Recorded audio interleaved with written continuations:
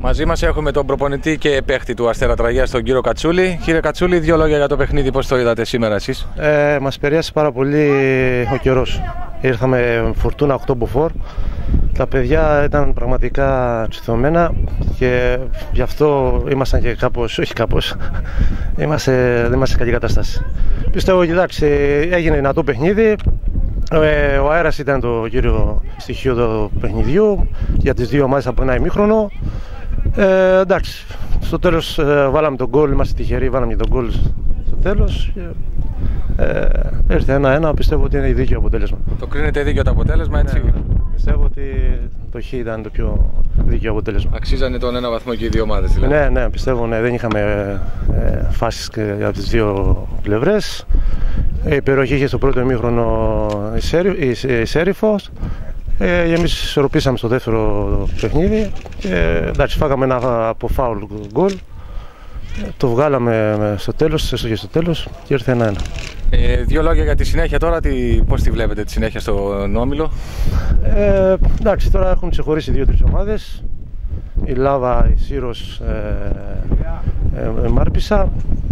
Πιστεύω είναι ένα κλικ πιο πάνω τις άλλες ομάδες. Εμείς οι υπόλοιποι θα παλέψουμε εκεί για την τέταρτη θέση. Ίσως γίνει κάποια έκπληξη, βγει στην τρίτη κάποιο από εμάς. Ωραία, coach, ευχαριστούμε πολύ. Καλή συνέχεια και καλή επιστροφή. Να είστε καλά. Γεια σας.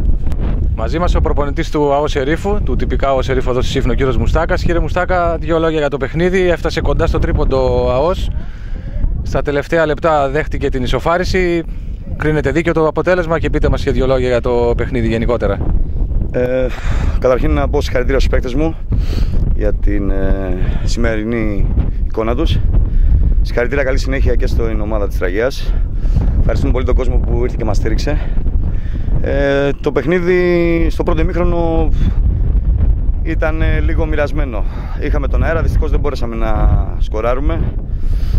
Στο δεύτερο ημίχρονο παίξαμε λίγο πιο αμυντικά προκειμένου είχαν τον αέρα οι αντιπάλοι μας.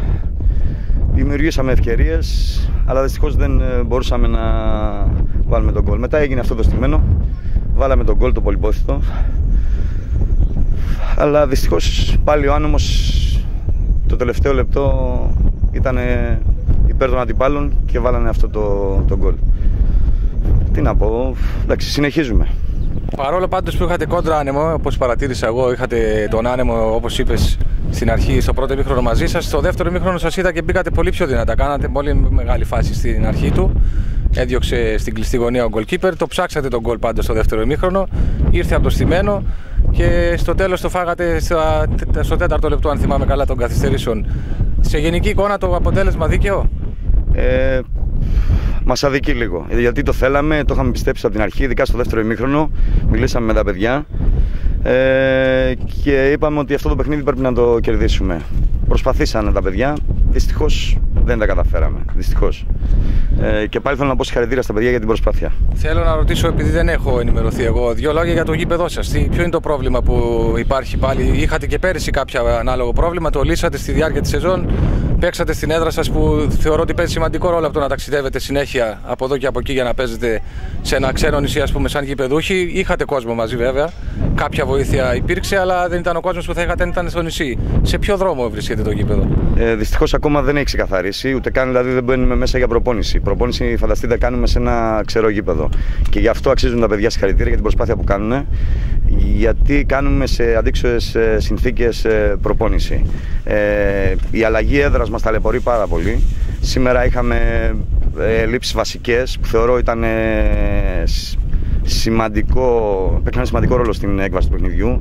Όπως έλειπε ο Αντώνης Ψαθάς, ο οποίος είναι ένα στήριγμα για την ομάδα, δεν μπόρεσε να ταξιδέψει γιατί θα έρχονταν με σκάφος δικό του από τη Μήλο για να μας βοηθήσει.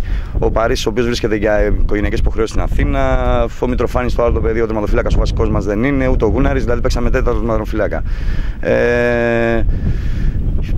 Και έχουμε και αρκετούς μικροτραυματισμούς στη διάρκεια της εβδομάδας, γιατί δεν κάνουμε σωστή προπόνηση στο σωστό χώρο. Έτσι, κάνουμε σε ένα ξερό γήπεδο. Και παρόλα αυτά τα παιδιά βγάζουν αυτό που μπορούν και το κάτι παραπάνω.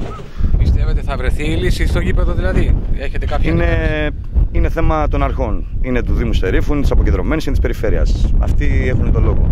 Τουλάχιστον να γίνει η αποσφράγιση για να μπορούμε να μπαίνουν τα παιδιά μέσα, να κάνουν μια προπόνηση και ό,τι άλλες αθλητικές δραστηριότητες γίνονται στο νησί που αυτή τη στιγμή δεν μπορούν να γίνουν λόγω της φράγισης.